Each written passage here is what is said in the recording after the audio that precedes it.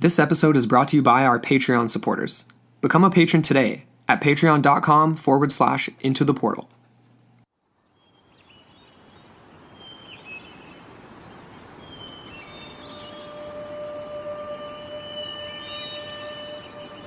In the 21st century, many make claim to the idea that there is nothing left to uncover about our ancient past. That the last of Earth's long-lost secrets have finally been revealed. It's true, many histories embedded in the remnants of cultures long since past have been shared on the world stage, and the glimmer of mysterious lost cities like Ubar, Troy, and Machu Picchu have now been unveiled for the world to see. However, there remains a place in this modern world, largely untouched, the history of an unknown peoples still waiting to be revealed. The secrets of Mosquita remain blanketed by the thick carpet of rainforest and dangers seen and unseen that make this place one of the most treacherous to explore and document. Even local Puck elders insist that only danger lay on the path to the legendary city known as Ciudad Blanca. Many have searched, some making wild claims about discovering a city of great opulence, surrounded by walls of pure white stone, adorned with countless idols of a mysterious monkey deity. But none have proved their success. Until perhaps now. Join Into the Portal tonight for a special look at the search for one of the most persistent legends of Mesoamerica, the lost city of the monkey god.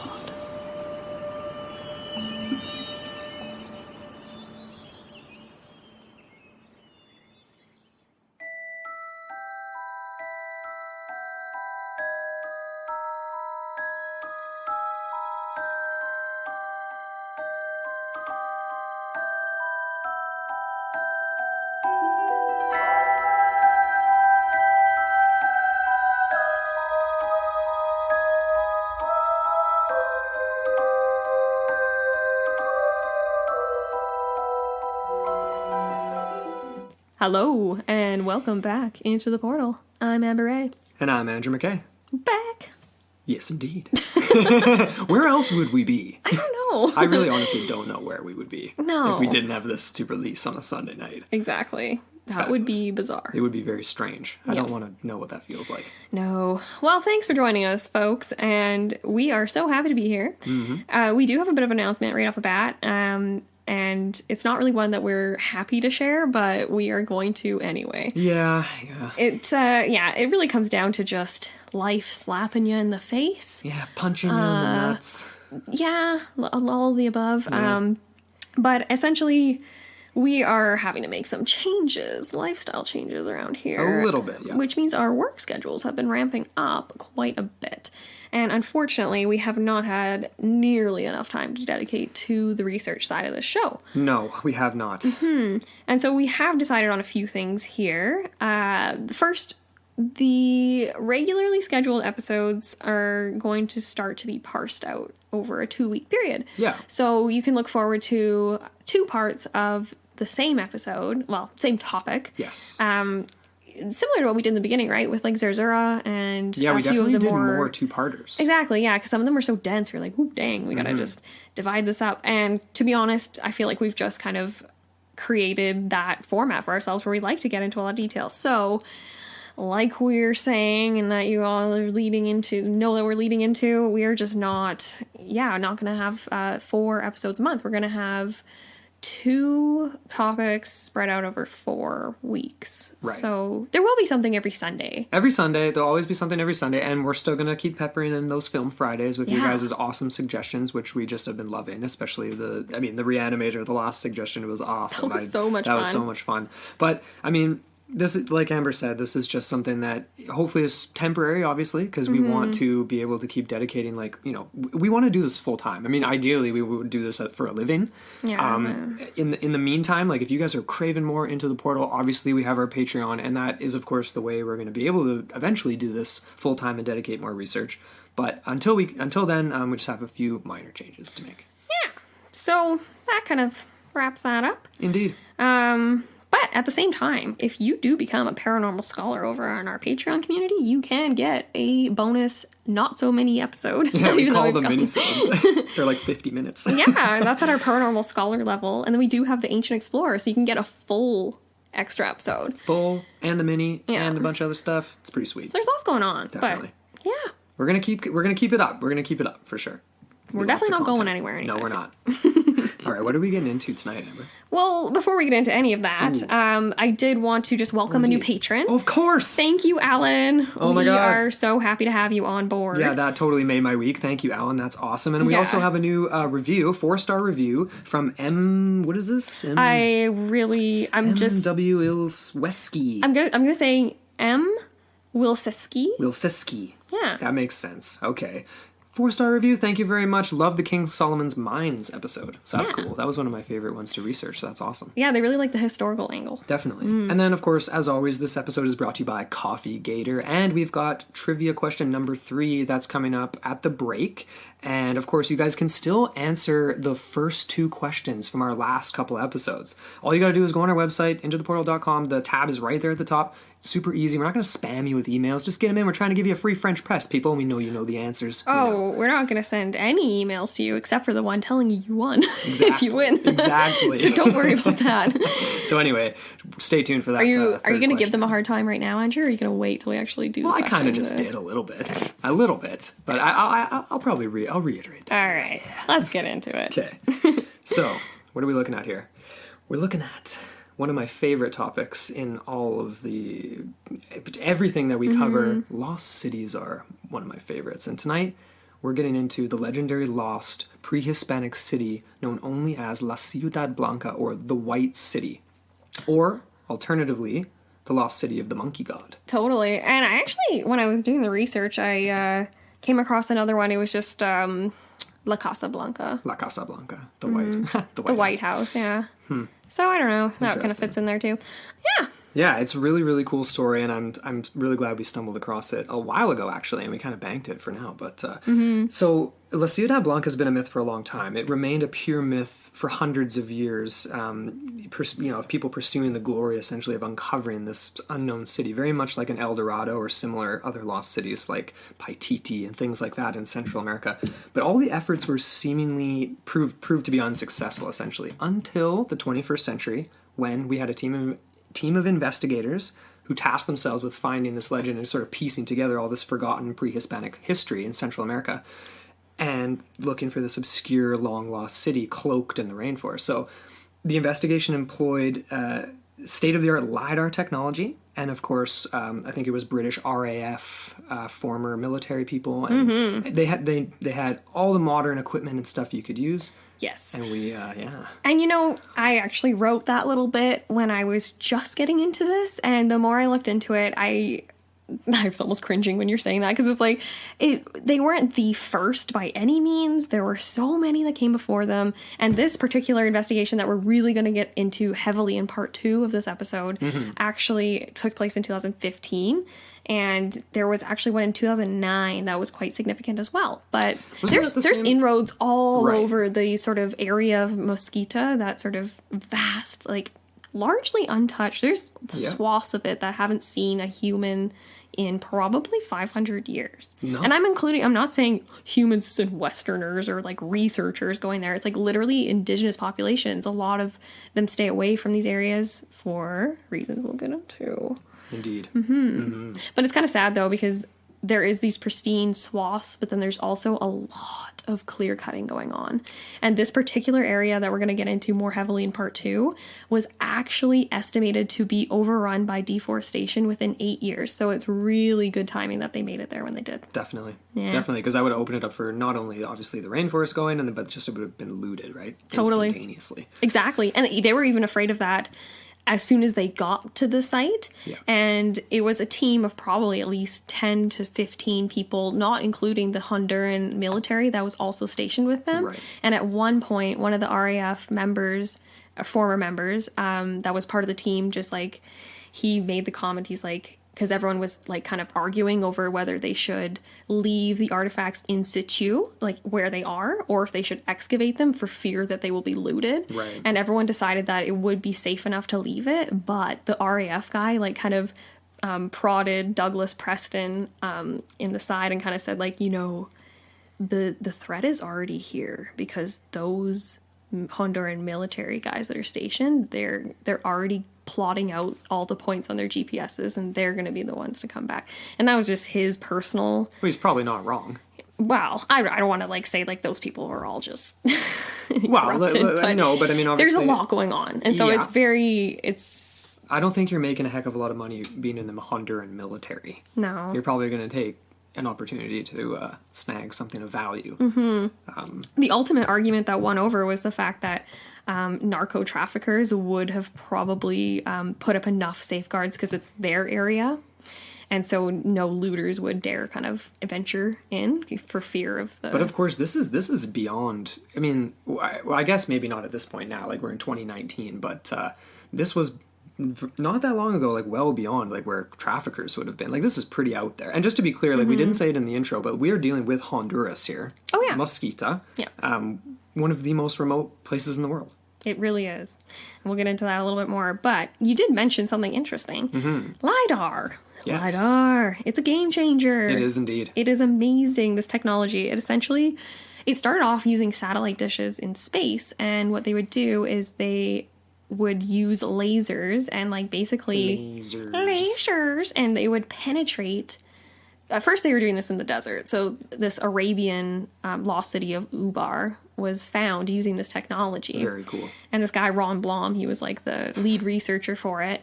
Ron Blom? Ron Blom. Oh, man. And that was actually Preston's initial contact with this whole investigation in the 90s. Oh, okay. So there's a whole story there too. But yeah, this LiDAR technology is amazing.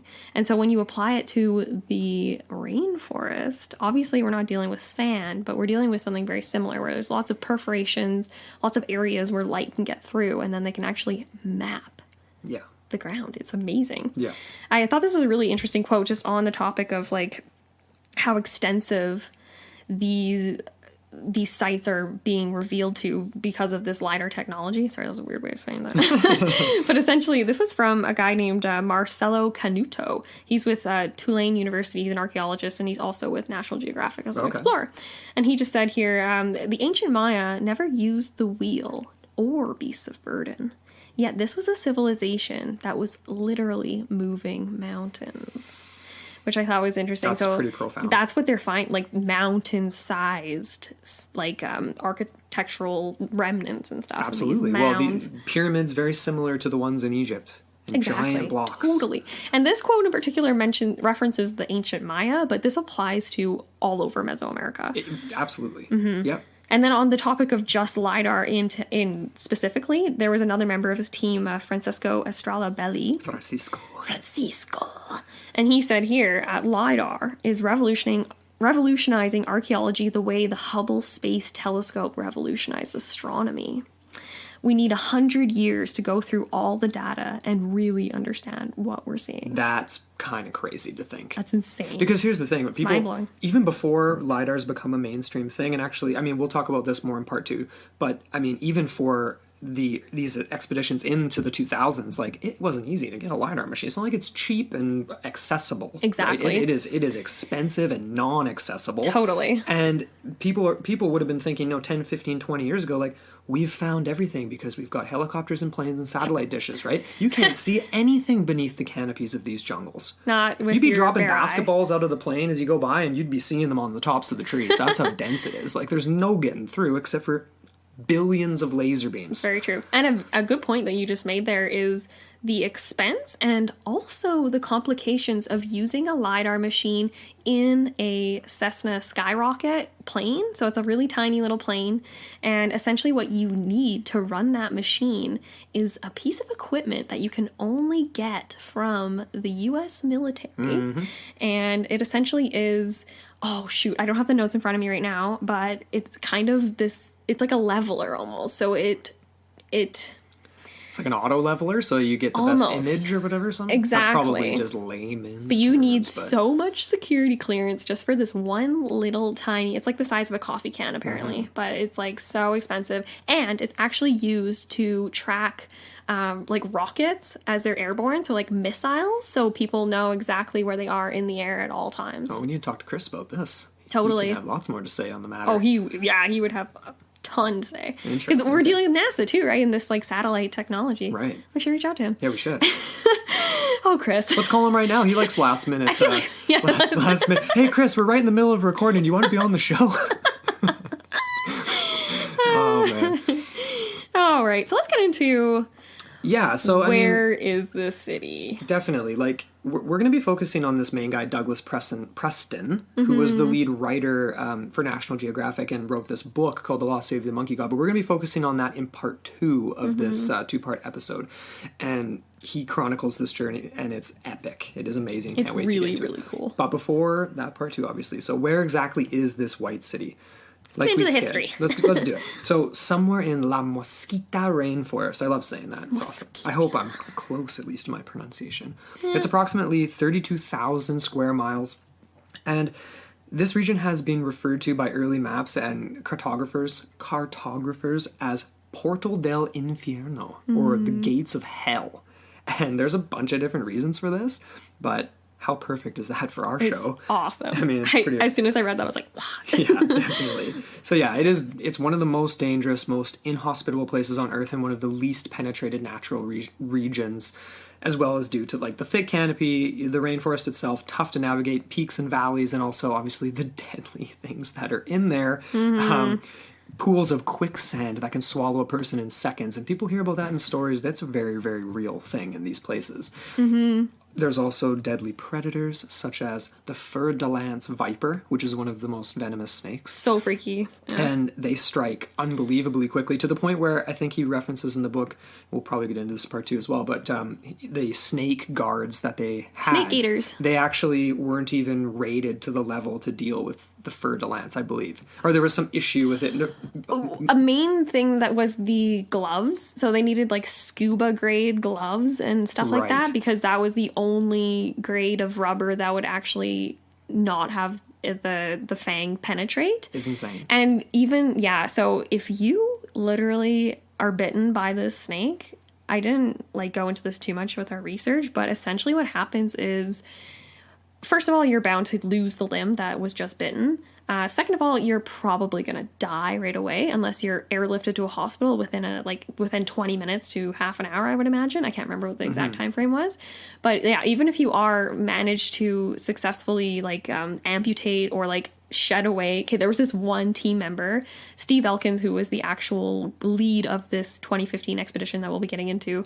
He worked with someone else on a different team for a different project, who actually did end up getting one fang, I think it was through his boot, into his ankle, and he luckily, holy moly, so he had anti-venom right away into the wound, and then they airlifted him out, and immediate surgery. They had to literally scrape away all of the tissues, all of the tendons, all of it straight to the bone.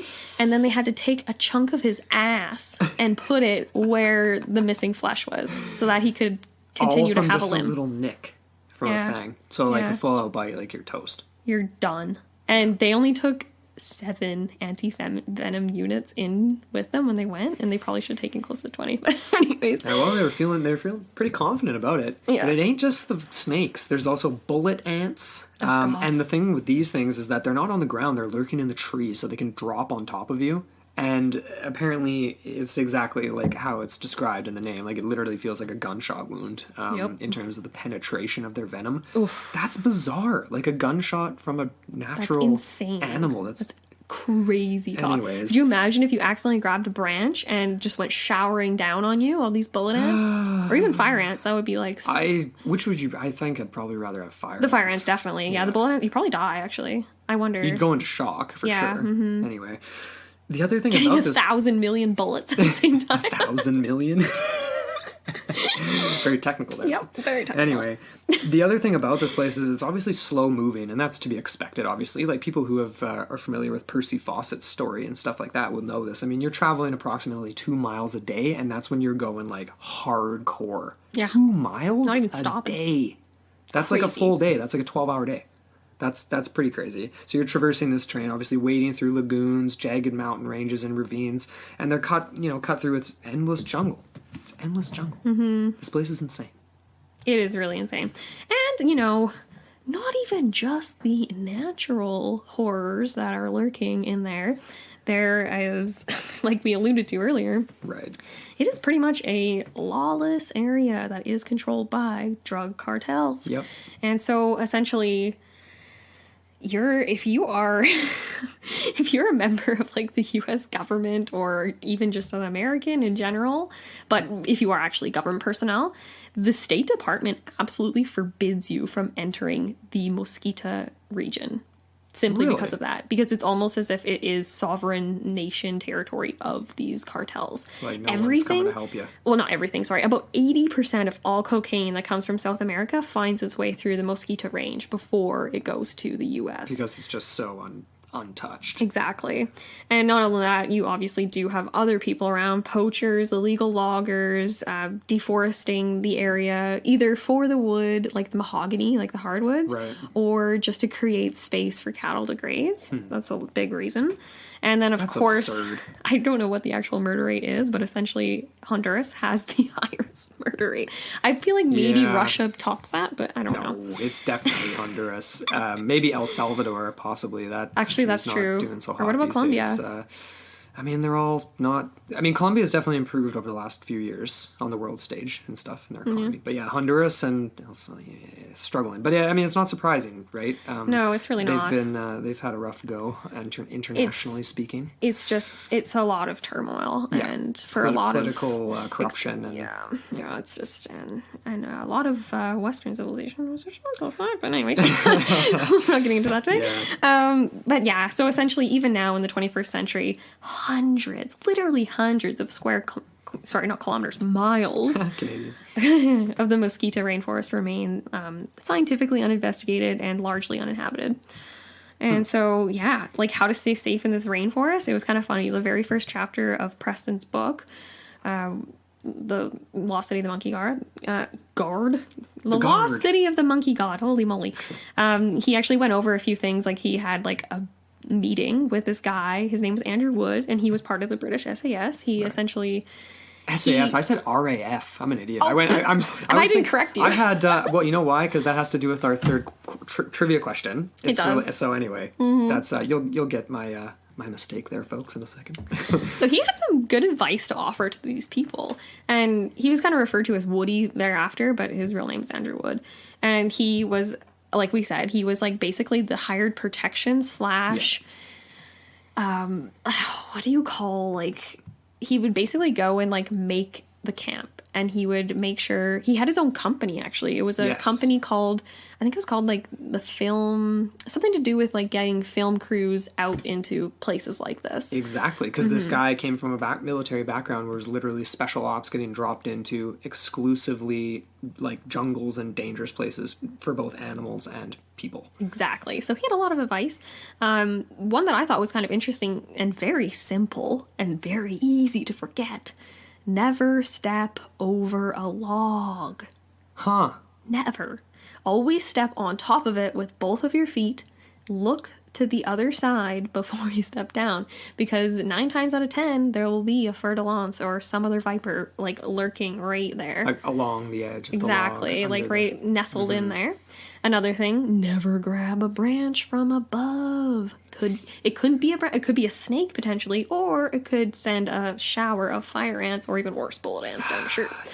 So that was a few little things, but he had a lot to say in that meeting, and essentially by the end of it, all of the team was like scared straight. Yeah. It had gone from like a really casual resort atmosphere where they're lounging around the pool with beers to like being like sitting like they're like having their like what would be a good example? Not even, like you're in a kindergarten classroom getting scolded for doing something wrong or something. Street smarts. Street smarts. Yeah, a little more than street smarts, I'd say. But okay, let's get into the legend, because that's what this part 1 is supposed to be about. So we've laid out the whole what we're dealing with here in Mosquita and Honduras. There's a lot going on. Yeah, definitely.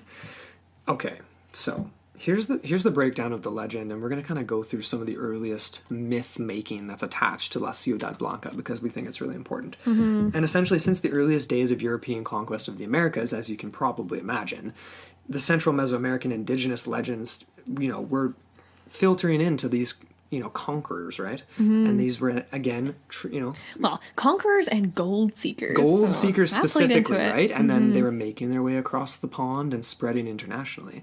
But they were told of this advanced, lavish city glittering in the rainforest canopy, hidden deep in the Amazon, tucked away in a forgotten valley of the Mosquito Ranges. Something that even some of the locals way far away didn't quite know how to get there, but it was this place that everyone knew of. I just had this thought: the Mosquito is part of the Amazon, correct? I feel like the Amazon's actually in South America. I feel like I just said that, and I don't. That's not correct. No, actually, that's not. Yeah, no, I feel like that just made its way in there. That's my bad, because I actually wrote that. So, I mean, but essentially we're dealing with very similar territory, though. I think that's just what your brain went to. I think so. Notes. Yeah. And also because we have a few other research projects on the go with the Amazon linked into it there. So anyway, but so everyone knows where we're dealing with here. Okay, we're in Central America. We're in Honduras. Look at a map. It's easy. And even if you just search Copan, everything east of Copan, east and like south, is the Mosquito area. Right. So just below Mexico. Just below Mexico. So everyone probably will recognize this name, Hernan Cortez. Cortez! Okay. Yeah. Even if you just watched an Indiana Jones movie. Or in grade 10 socials. Did we talk about Cortez in social studies? Really? Or actually, no, I think that was in university when you're covering the whole... You wouldn't. Grade 10 social studies was like Louis Riel. Oh, that's true. Yeah, that's actually a good point. I just did so many courses related to colonialism and all that kind of stuff, and it all just blends together, but... Yeah. You're in those classes when you were 16? That's fine. No, I was like 18. Anyway. But the myth really did start with this guy, Hernan Cortez. So in the 1520s and his conquest of Central America. So when the first Spanish explorers began kind of venturing into the interior of this new world, they began hearing these stories, and Cortez was one of them. He was definitely a myth maker, for sure. Or a myth purveyor. A myth purveyor, yeah. That's a better way of saying it, for sure. Yeah. He actually penned a famous fifth letter, as it was called, to Emperor Charles V in 1526, which essentially painted this vivid picture of the possible riches and the need for further exploration inland and what this would possibly reveal, this La Ciudad Blanca. So obviously the king was... Who wouldn't be excited about this, right? Exactly. So the letter definitely planted these seeds of La Ciudad Blanca in this already definitely gold-hungry minds of the conquistadors, right? Definitely stirring the pot. And sort of the quote was, "Most sacred majesty, I have trustworthy reports of very extensive and rich provinces, and of powerful chiefs ruling over them. Ascertained that it lies 8 or 10 days' march from that town of Trujillo, or rather between 50 and 60 leagues. So wonderful are the reports about this particular province that even allowing largely for exaggeration, it would exceed Mexico's riches, and equal it in the largeness of its towns and villages, the density of its population, and the policy of its inhabitants." That's pretty interesting, and that's a lot of that's a lot of detail too. Exactly. So purveying a myth in a way, but definitely. I mean, I love that. I love that quote. Yeah. Could you just imagine you're in this what you take to be the land of savages and people that don't appear to have any civilization, but then you get these like whiffs of something, right? Could you just imagine? You just be like a dog. You'd be hungry. You'd just be like, oh, like, give me some of that. The only thing was, though, it's like the old land of red earth was referred to by Cortez, but the conquistador would never actually pursue the riches of the White City. He would just sort of purvey the myth because he was busy trying to squash the uprisings that they were kind of stirring up. Yeah. So yeah, Cortez is an interesting bird. He definitely was not like all conquistadors, he definitely was ruthless, but not as ruthless as a lot of his other contemporaries. And he would try and go the diplomatic route, as opposed to being like, a lot of them would just put on the guise of diplomacy and then have some sort of trickster's tactics, like we saw with the case of Montezuma, right? When definitely. Oh my gosh, what's his name? That super epic meeting between Montezuma and the first Spanish explorers, and then they essentially tricked Montezuma into thinking that everything was all good and hunky-dory, and then they ended up, it's almost like the Trojan War, right, with the Trojan horse, where they just like all of a sudden just whipped out their guns and just started shooting everyone, and then it was chaos, and then within days they had Montezuma dead, which was really sad. They shouldn't have done, well, okay, I'm not even gonna get into it. For some reason I felt like Cortez was linked to that story as well. Possibly could have been. He was definitely one of the earliest. You know what? Actually, I'm not even gonna... He was definitely one of the earliest, and this episode's not about that specifically. No, it's but anyway, obviously worth mentioning. But yeah, Cortez, he was the original, and a lot of people would take his fifth letter as inspiration for their own sort of treasure-seeking ventures. This next guy, though, came about 20 years after Cortez heard about this and penned the letter to his emperor.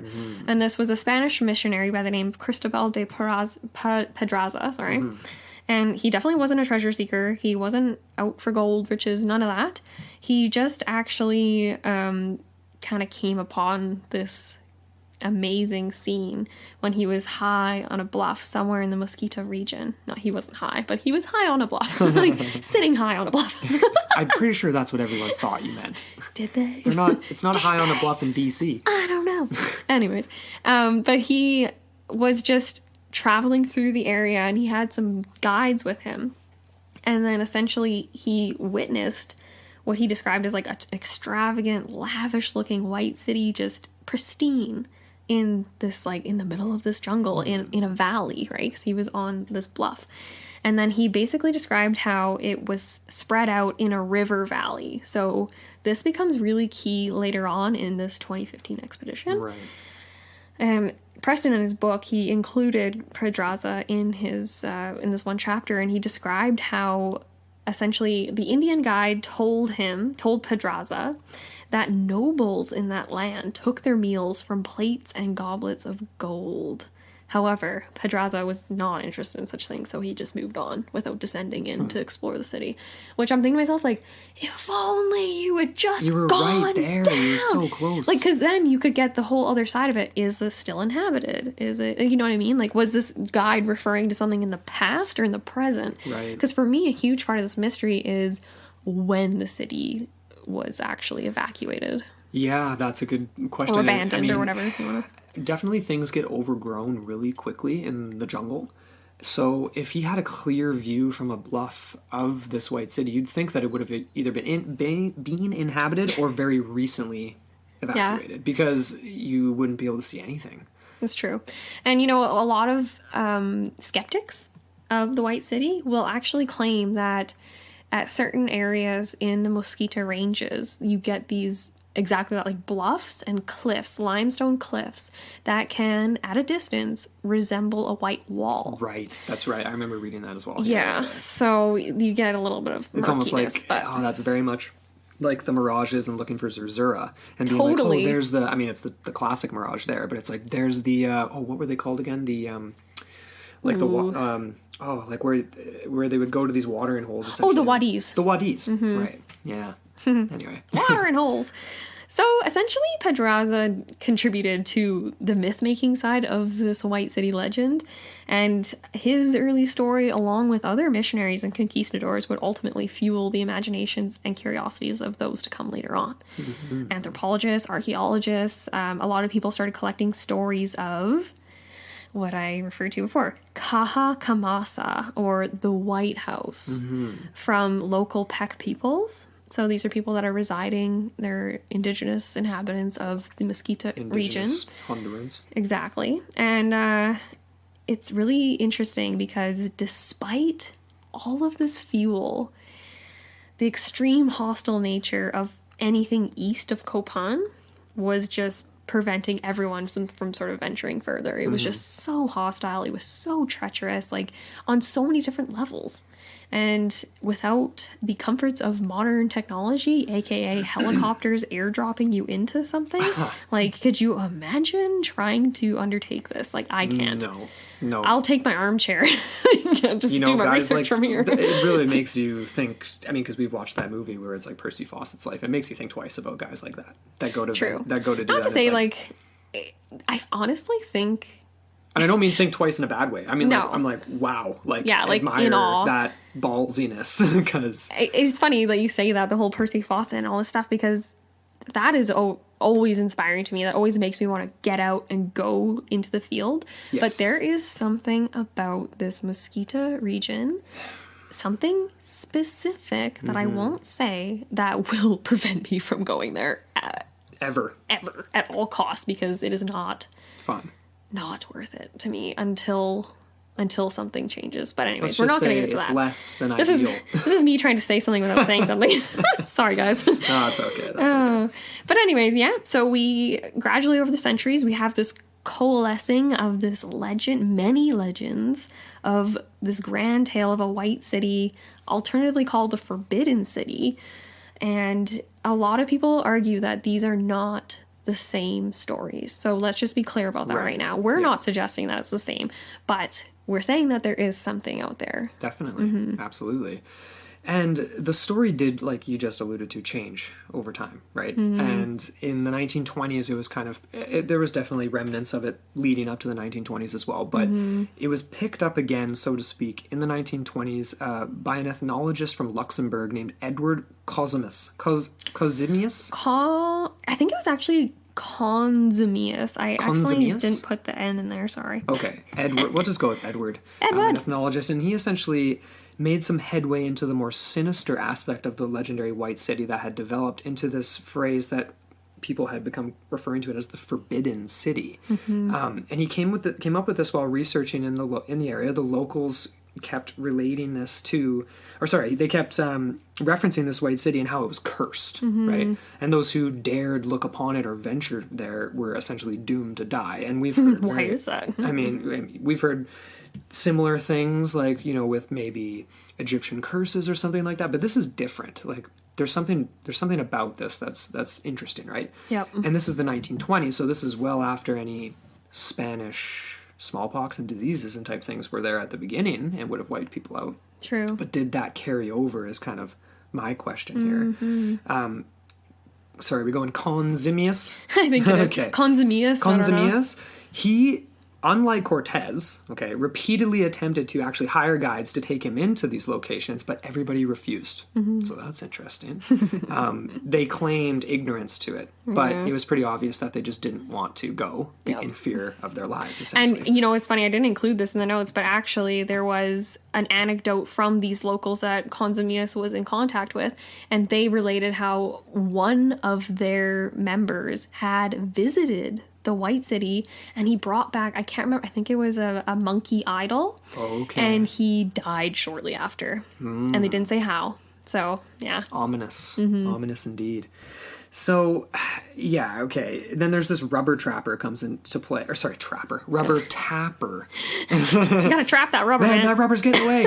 Gaggles. Trees travel in gaggles, I think. So he spoke with a rubber tapper who told the story essentially of stumbling across the White City, the ruins of an important city with stone buildings similar to marble and surrounded by large stone walls of the same material. Yeah. This is obviously extremely heavy, extremely high quality.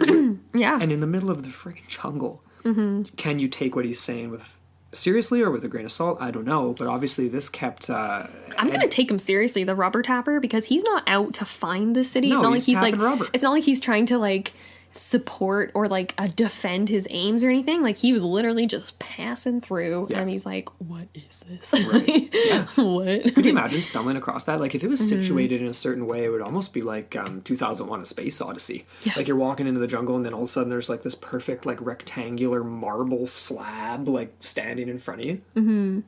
Exactly. It would have been Weird. very discombobulating. Discombobulating. Yeah, absolutely.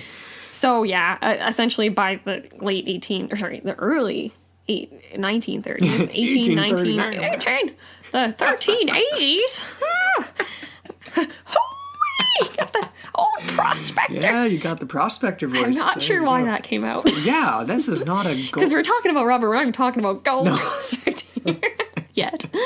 But oh man. Okay, back on topic. Yes.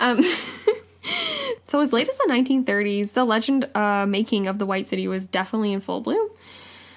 Even those who were in the area that were conducting serious research, not related to the White City, definitely made note of these myths, even if they weren't planning on pursuing them. And one such case is that of William Duncan Strong. And he definitely never went searching for it, but he did contribute to the myth-making side of this sort of story. So essentially, he was one of the first of the modern, more modern, like more what we would term scientifically minded, less sort of 2 parts treasure seeker and 1 part anthropologist or whatever. Right.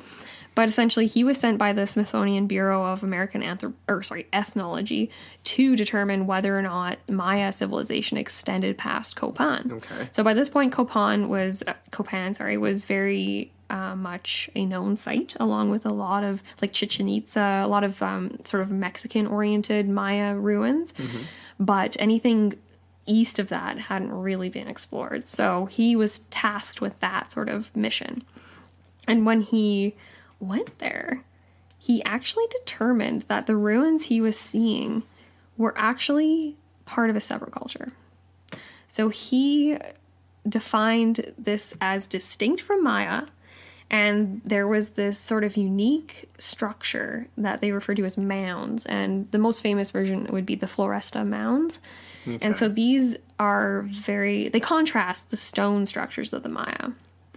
And so basically Strong was very unsure. He didn't know how to interpret this material, and he kind of thought they could be like buried buildings, they could be buried temples, they could be tombs, or they could be used for other purposes. And I kind of added in here myself. I was like, oh, what about like astronomy? They're very much in tune. They had a very deep understanding of the astral side of the universe. Absolutely. And then also tied into that, it could have been for religious ceremony.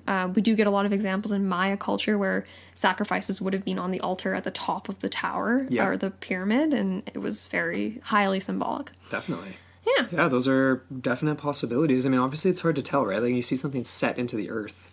Is it a tomb or is it sunk in? Or But then on top of it, right, you get this extreme amount of annual growth rates, right, of the foliage and the vegetation. So it's like everything is covered up. So it's really hard unless you have a lot of reference points as to when something was built and now what it looks like. It's kind of hard to sort of really uncover yourself, especially if you don't have a team behind you. Definitely. And I think it was just him and maybe 1 or 2 other people and some guides. See, that's ballsy. Yeah. So essentially he did explore, and he conducted several test excavations. He couldn't do full excavations because of the lack of resources, but he uncovered ancient cities called Huancavelica, Dos Quebradas, and a site known as the Brown Site. I don't know why. I'm assuming there's a lot of brown around. They need Rothschild sewage and septic sucking services. Brown Town. That's right. Anyways, but yeah, like I said before, these people were definitely not Mayan. And it was very curious and mysterious in the way that they suddenly disappeared. Right. And on top of it, the lack of history amongst locals. Yes. It's bizarre. So many questions were ultimately raised by Strong's findings, including who they were, why they disappeared, and what their relationship was with the neighboring Maya. That is the most interesting one, in my opinion. And we will have answers to a few of those questions by the end of this 2-part series. But he was kind of curious if he could uncover clues in deciphered Mayan hieroglyphics. I don't know if he was very successful in that. I couldn't find anything that suggested that he figured out anything. By this point, it's very, very early still. It's only the 1930s. Right. Yeah, so he did explore extensively in the Mosquito area. He went along the banks of the Rio Tinto. Rio Tinto. And that's where he came across the story of the White City. And this was a local guide that shared it with him. He labeled the story the Forbidden City in his journal, which is now preserved by the Smithsonian. And there's actually images in the Lost City, the Monkey God book by Douglas Preston that shows you images of his actual diary. It's freaking cool. So, okay, his story, or the story that he was told, relates as follows, and this is included and retold by Preston in his book. So this is a quote from Preston, page 1819 of his book. The Lost City, Strong wrote, lies on the shores of a lake deep in the mountains to the north. Its white ramparts surrounded by groves of orange, lemon, and banana trees. But if one partakes in the forbidden fruit, he will be lost in the hills forever. So goes the tale, Strong wrote. But it would be better to do as an informant's father did, follow the river until it becomes a mere trickle among the roots and woods, and then have to turn back. The city would still be there that way. Like the Ciudad Blanco, the forbidden fruit will probably remain a lure to the curious. Interesting. Yeah, long remain a lure, sorry. But yeah, I thought that was really fun. Like, he didn't give any credence to this legend at all, but he was like, oh, this is interesting. Forbidden fruit obviously harkens back to Eden and that sort of biblical reference story. For sure. I mean, there's a lot to unpack with that if we really wanted to. I mean, we'll definitely be getting into more of this as we go along here for sure. But I mean, yeah, that's interesting. This guy, William Duncan Strong. I mean, he was one of the most reputable and just very academic focused. He wasn't really parlayed by these incredible myths as a lot of people who came after him before him did.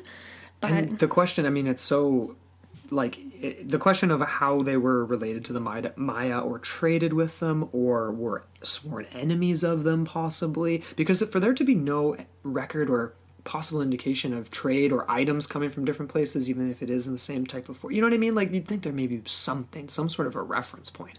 Maybe. So that's an interesting question. Yeah. Anyway, we're heading into a bit of a promo break here. Yeah? You ready for a little break? Okay. So, before we continue on here, we have a break for our friend Chris Birkenbein over at A Dash of Science. Awesome show. Go check it out, you guys. Awesome show. Great job. Awesome show. Great job. That's a great show, too. But he does do a really fun job. And I just listened to his 2-part series all about, oh my gosh, the name's escaping right now. It's that guy that we covered a little bit in our alchemy series. Ooh. And he has a really cool name. And now it's blanking. I'm blanking, too. Anyway, oh, well, listen to this promo and we'll be back. Yeah, that's right.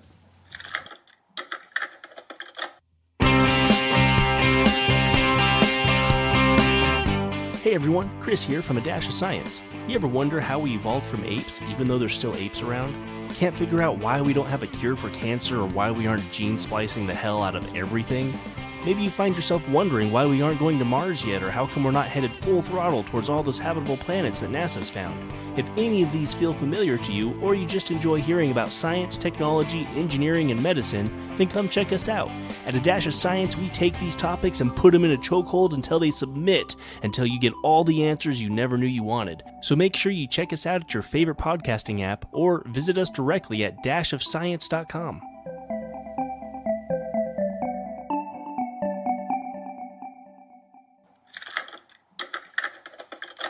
And we're back. So make sure to go check out A Dash of Science, subscribe, rate, and review. It's an awesome show. It was Isaac Newton. Isaac Newton. Yeah, we looked it up. I literally was listening to that. No, we didn't look it up. No, I mean, I just looked at my phone. Like, I was listening to that episode on the way home from work today, and I still forgot. Oh my God. It was just brain fart big time.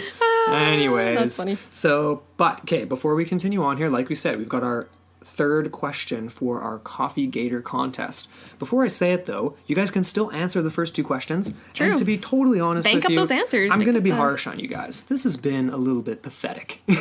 Well, we've only had, I don't know how many entries. We've had a handful, but it's like, I know you guys know the answers. And out of how many people that listen to the show every week, right? We know how Like, many people subscribe and we listen can to the see show. the analytics. So we just want to give you guys a free French press because We really it's do. really, we use it every morning. We made coffee this morning with it. It's Oh, epic. it's so Vacuum good. sealed. It's sweet. So go back, listen to the last two episodes, get your answers in, and you can do that all the way till the end of the contest. Okay, question number 3. This one comes from our Great Lakes Triangle episode. So if you haven't listened to it, you got to go back to listen to both, but this is from part 2. Vanished aircraft. So, what was the name of the pilot who, while flying in an air defense intercept, disappeared in 1953 over Lake Superior? First and last name, people. Plain and all. And vanished. So yeah, hop on over to intotheportal.com, the first tab, Coffee Gator contest, and you guys can submit your answers. For some reason, I just had Rob Christofferson's voice pop in my head. Because, like, remember when he got at us on Twitter about exactly the name? He was like, remember blank! And I was like, Remember, yeah. No, I was just about to say it. And I know, don't say it! Can't give it away. Shout out to Rob there. Shout out to Our Strange Skies. Go listen to that too. Mm-hmm. Okay, we ready to get into some more expeditions here? Yeah, okay, so we're going to try and backtrack a little bit here. So we're going to the 1830s, so a full century before the time of Strong and his sort of ventures in the woods or jungle or rainforest. I mean, it's a woods in a way. It's a wood. There's wood in it. There's wood. There's trees. That's right. Make like a train. Oh. Trailer Park Boys reference. Nice. All right. So John Lloyd Stephens is where we're going to start with this. And he was very inspired by the sort of the letters that came from conquistador era of Absolutely. Spanish conquest. Oh my gosh, I can't talk today. You're doing What's okay. going on You're with doing that? okay. I mean, Hey. obviously this guy had a lot to work with from the conquistadors. Oy. So in particular, it was this letter from 1576, and it was penned by a man named Diego Garcia de Palacio. Yes. And he was a senior official in the Yucatan and essentially paved the way for Lloyd Stephens' quest into the rainforest. Nice. So this letter was addressed to Emperor Charles, and it essentially said, the first place in the province of Honduras is called Copan. There are ruins there with vestiges of what had once been a great population, and of magnificent buildings, including mounds that seem to have been made by hand, and in them many things to note. Before reaching them, there is a large figure of an eagle in stone containing letters of a language unknown. Interesting. Yeah. An eagle. So exactly. So it was Copan primarily that he was interested in, but there was a lot tied into it. So essentially him and his photographer, a man by the name of Frederick Catherwood, went traveling for weeks and weeks in the Mosquita region, and they took advantage definitely of civil strife. There was kind of a little bit of a civil war going on, I think, at the time. Yeah. A lot of confusion going on amongst the government. And so essentially they just took a couple of guys and disappeared into the woods. Wow. Into Crazy. the rainforest. So yeah, he did come across this village, and it was called Copan, but it was definitely not the ruins that they were looking for. Yeah. And by this point, he had kind of made his way over to the border of Guatemala. Yes. And here he was actually told that across the river, locals knew of an ancient temple that existed and was inhabited by monkeys alone. That's cool. Exactly. So, of course, this piqued his attention. Yeah. And he described then how, of course, they traversed this river and went up these large stone steps that were very well constructed, almost reminiscent of Maya archaeology, but not quite. Or Right. architecture. Well, Archaeology. architecture and then later archaeology. Exactly. But the foliage and tree growth had definitely dislodged a few steps along the way, so there was some erosion. These stairs supposedly ended in a terrace that was completely covered by rainforest foliage. But after it was hacked away, there was this column revealed. And it exposed the figure of a man. And this was a quote from Preston's book. It says here, the front of the column was the figure of a man, curiously and richly dressed, and the face, evidently a portrait, solemn, stern, and well fitted to excite terror. The back was of a different design, unlike anything we had seen before, and the sides were covered with hieroglyphics. Very interesting. Yeah. So they actually made a few other expeditions in 1841 and 42, or between that. So it was one other expedition, and they were there for quite an extensive period of time. That is a long time. Yeah, and so they did visit many ruins, including, like I mentioned before, Chichen Itza and Labna. And Labna, in particular, was very notable for this stunning example of what they call a corbelled archway. Right, and it's very, I don't even, because I'm not, but it's like kind of like, it's very well fitted in, and it's kind of like, it looks like steps in it's the inlaid stone. Together, like almost, Inlaid, yeah, almost tongue and groove style, if that kind of makes sense, so that obviously there is no supporting structure other than just the physics of the placement of the stones, which is obviously pretty advanced, and they're cut perfectly. Mm-hmm. Yeah, it's pretty spectacular. It was really cool, and like there were some pictures I saw, and I'm sure if you just Google it, you'll be able to find a million. And what really fascinated me about his expeditions was the fact that he had a very academic focus, but Catherwood in particular produced these stunning illustrations. They look like photographs. It is beautiful. It's amazing. And I was just in awe. I was like, I want these like life size on my wall. They're like so neat. Yeah. And We'll post some for sure. Definitely. Oh, for sure. But of course, a lot of the majority of the ruins that they visited were dated to the Mayan era. They were Mayan of Mayan origins. Yes. But yeah, they never came across the infamous Ciudad Blanca, even though of course they were. It wasn't far from their minds, I would imagine, as they're in And of this course, area. every time someone doesn't find it and finds something else, that just obviously just amps up the myth, really, right? And then, of course, shortly after the earlier 1920s, when I referenced before, Charles Lindbergh has to insert himself into this legend somehow. There's not a lot to go on here with this little bit of the story, but it's pretty interesting, so we wanted to mention it. Yeah. But obviously, the famous pilot, the first guy to cross the Atlantic. We also mentioned him in our Atlantic. Gremlins episode. We did indeed. He saw them. But Lindbergh allegedly also claimed to have seen the ruins of a white city far below his plane. So he flew over Honduras, said that he saw a city that was composed of limestone walls, highly reflective against the forest during the day. But these discoveries were never followed up on, and there was basically nowhere to land, obviously, anywhere nearby. No. And the likelihood that he would have actually been flying over such a remote part of the Mesquita region is not... It doesn't seem like that would have been his flight path necessarily. Yeah, there is debate over that, where he was actually flying. Right. There were a few bush pilots that supposedly spotted this white city as well. Yeah, there have been. And then I'm thinking to myself, like, ooh, Charles, you're in a plane. Don't be flying in a plane over drug cartel areas because they're gonna shoot you down. Yeah, but this is 1927. But this is, exactly, so it's not quite in that era. Right. Yep. Mm-hmm. Okay, and then following Lindbergh, this is where it gets really juicy. This is a game changer again. It's like LiDAR, people. Definitely. So, 1939, there's a guy by the name of Theodore Mord, or Morday, depending on how you'd like to pronounce it. I'm going to go with Morday. He comes on the scene, and Morday was a part of the third expedition financed by this wealthy American industrialist by the name of George Gustav Hay. And Hay was, for lack of a better word, he was obsessed with Native American artifacts and history, and he basically, he had employed shady individuals over the years to pursue this mythical white city, and inevitably other pursuits as well. He didn't really, he was just cursed himself. Like, he didn't mean to come across these shady people, but I guess if you're dealing with someone that's willing to go into an area as hostile as this, then you're probably going to get some shady characters. Yeah.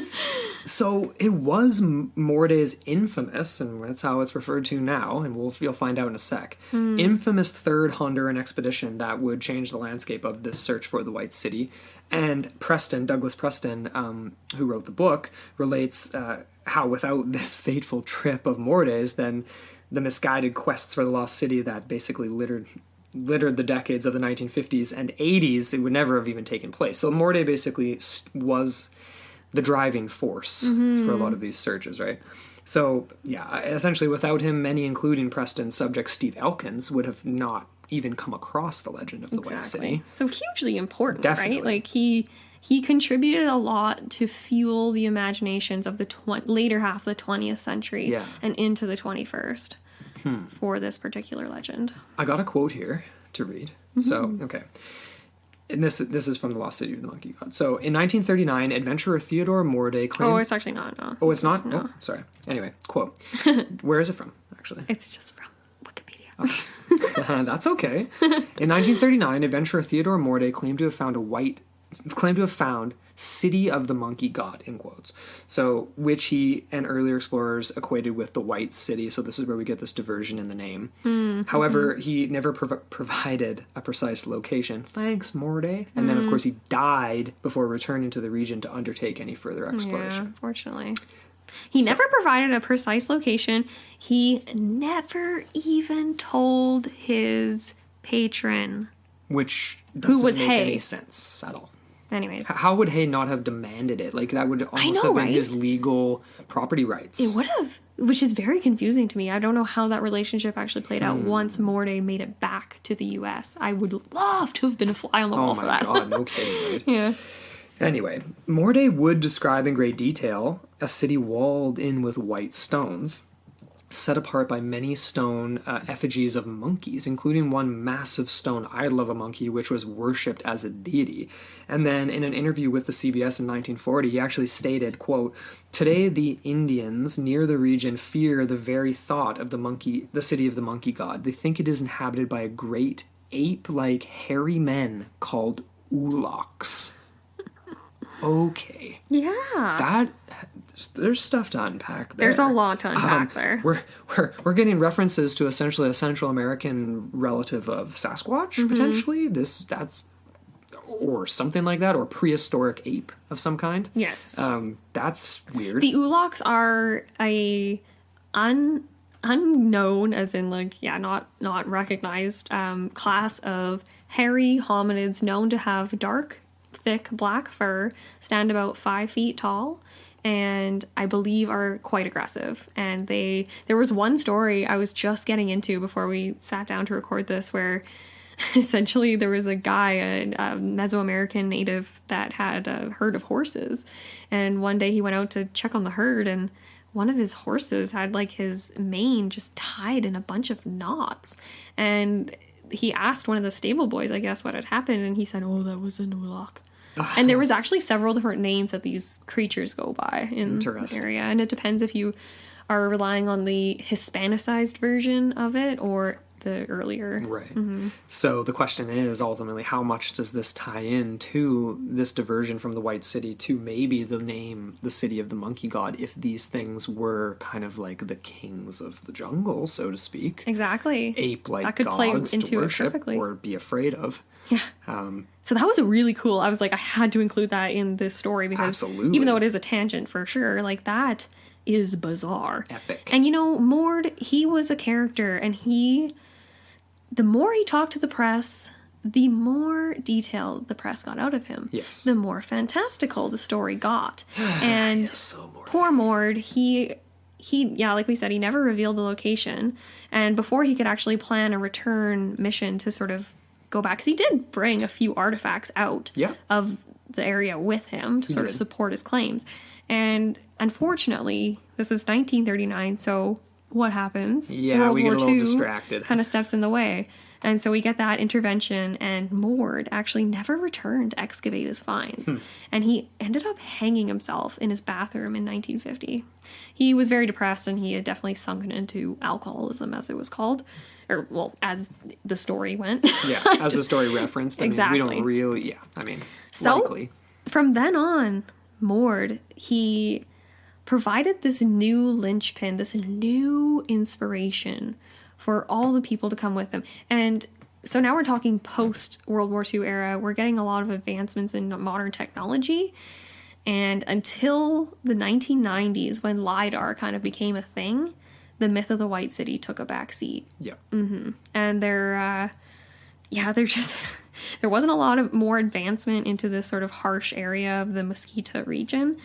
But as soon as LiDAR started revealing the extent to which what could be uncovered in what archaeologists call ground truthing, people were kind of discouraged. So, yeah, that's kind of where we're getting down to the end of part 1 of this episode and this topic, and hope you guys enjoyed this one. Definitely. So, like we said, next week we're going to get into the 21st century search for this mythical city, including that extensive excavation and then all the results of that. And obviously, what is the sort of history of these inhabitants? Can we answer some of these questions that we posed in the beginning? Can we can we find out who these people were in exactly these mosquitos? And actually, we never touched on this, but we've been saying mosquita. It's not named after the insect. It's actually named after the first tribe of indigenous people that adopted muskets from the Spanish conquistadors. So they traded and they got these, and they were called the mosquitos. So Moskitos. That's pretty cool. I just thought that was fascinating. And another little tidbit that we'll tease you guys with, we're going to get into a little bit more of Theodore Moore's expedition and what he accomplished. That's all I'm going to say. Let's just say, there's a lot to unpack with Theodore, and I can't wait to get into it. I can't wait either. But what are your conclusions for this first part? Well, I mean, I think I hope we've painted the picture well for you guys of the myth and the development of this myth. Mostly since the 1500s, obviously, but of course pervade before that. This gets my juices flowing. Everybody knows that.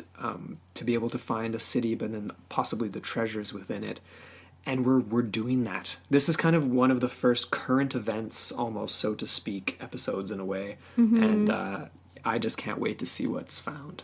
I know, right? Because for me, it's not even about things like finding gold death masks or something, or which allegedly, we didn't even include this, but Moore actually, he included that when he was talking to the CBS in the interview in 1940, how he had found these gold masks. I believe that was him. Actually, I might have that wrong. Shoot. He made a lot of bold claims. He really did. But anyways, yeah. So until next week. Yeah, that about wraps it up.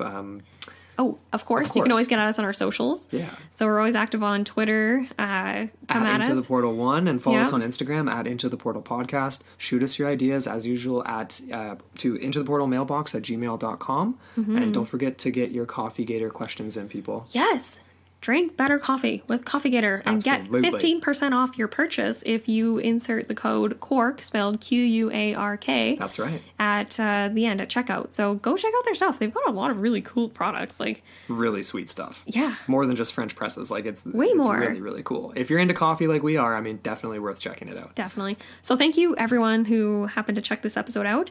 And of course, thank you so much to Charlene Ramler, our producer. Thank you, Charlene. And to all of our lovely patrons. We love you. Absolutely. And Alan, you're the newbie. Thank you for joining. So we hope you guys go check it out too. So thank you so much for listening to this episode, and stay tuned for part 2 of our search for the legendary La Ciudad Blanca.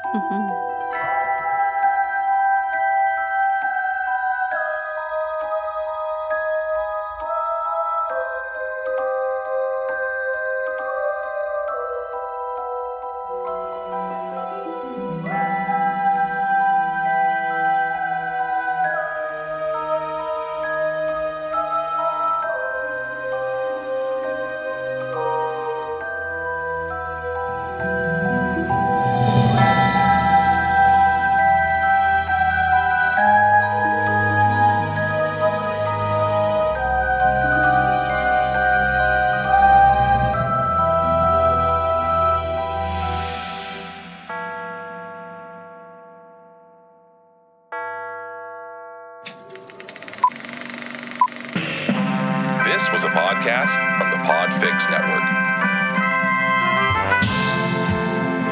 You can check out more shows like it at podfixnetwork.com.